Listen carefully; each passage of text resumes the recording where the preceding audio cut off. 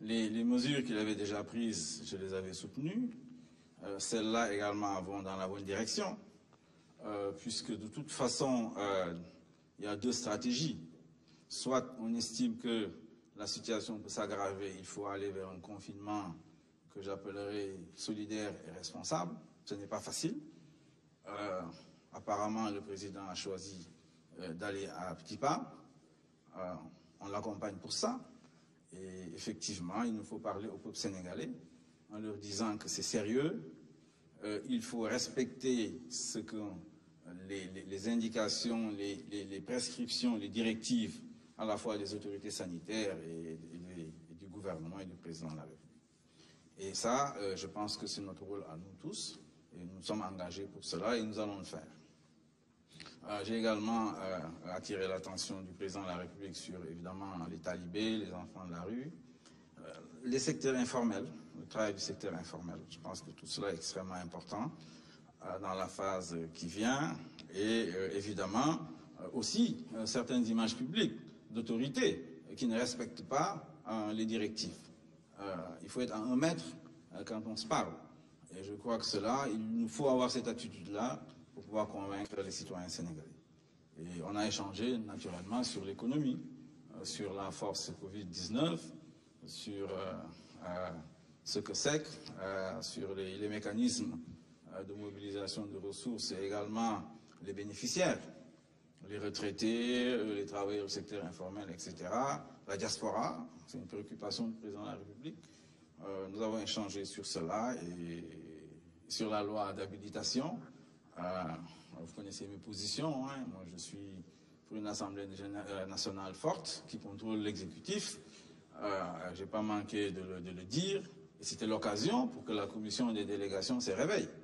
J'ai également dit cela au président de la République.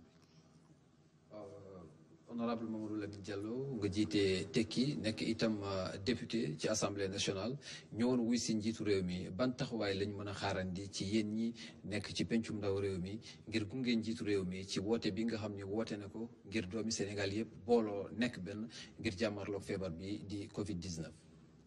maa ngi lay gërëm di la sant di leen nuyu ñëpp di ñaanal ñu feebar ak ñeneen ñoo xam ne tamit maanaam ñu ngi leen di suivre.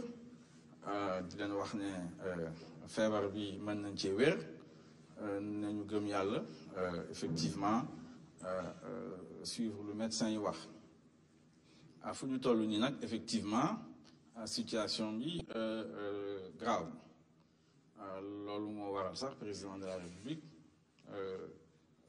jël mesure matukaay yu mu wax démb ay couvre-feu état d'urgence jàpp na ne loolu lu war a am la dañ ko ci war a gunge parce que ci njëlbeen si suñu bopp sax waxoon nañ ne affaire yi ñuy yokkoo nii yi ñuy wax confinement war nañ koo xalaat bu baax a baax bon mais yombul parce que Sénégal ñu ci bari ci ñun dañuy dund au jour le jour donc loolu ak organisation discipline bu mu laaj xam nañ ne yombul léegi nag su nekkee jël nañu ay matukaay yoo xam ne ñu ngi permettre effectivement ñu jëm ci loolu transport interrégionaux par exemple ak yu mel noonu eh bien dañ leen di appuyer suñu responsabilité daanay faral di wax ne politique amul sens su nekkee mënuñoo am lu ñuy wax courage patriotique politique amul sens su nekkee mënuñoo am sens de la grandeur waaw parce que yow yaa ne da ngaa bëri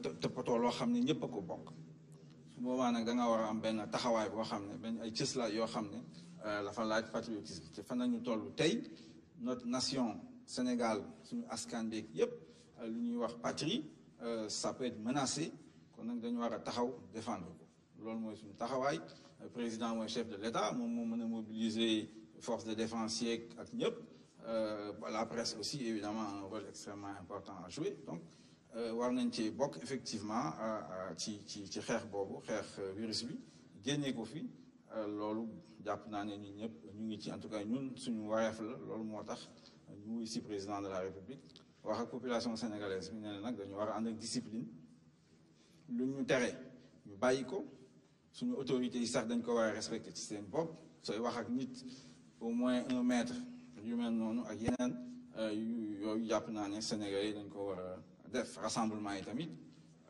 ñun sax jàpp nañ ne même mosquée yi il faut avoir le courage de le dire jullit laa samay baay ay jullit nañu depuis ay 1000 ans au moins kon nag am naa sañ-sañ wax ne fu ñu toll nii su nekkee jàngoro ji day law ci biir jumaa yi kon julli ci jumaa yi ak jàkk yeeg yooyu mën nañoo xaar un mois ba lii jàll ñu mun cee continuer loolu moom mooy sama kàddu gi di gërëm ñëpp di sant ñëpp di ñaanal Sénégal nag yàlla musal ñu ci corona. jërëjëf mu doonoon